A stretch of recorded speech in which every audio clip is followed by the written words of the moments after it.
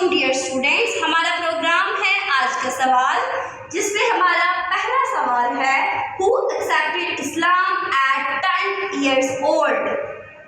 Stand up Hadi. Rafid Ali. जवाब दुरुस्त है। हमारा अगला सवाल है who was known for bravery in battles? Stand up Abiha. Prophet Khalid bin Waleed.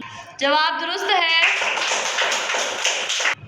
हमारा अगला सवाल है who narrated the most hadith after Abu Huraira?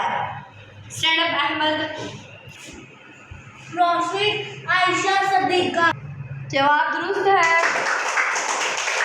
हमारा अगला सवाल है who gave all his wealth in the path of Allah? Stand up Subhan. Prophet Abu Bakr Siddique. जवाब दुरुस्त है।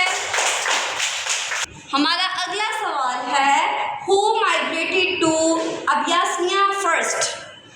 Stand up Hasniya. Prophet Jafar. जवाब दुरुस्त है।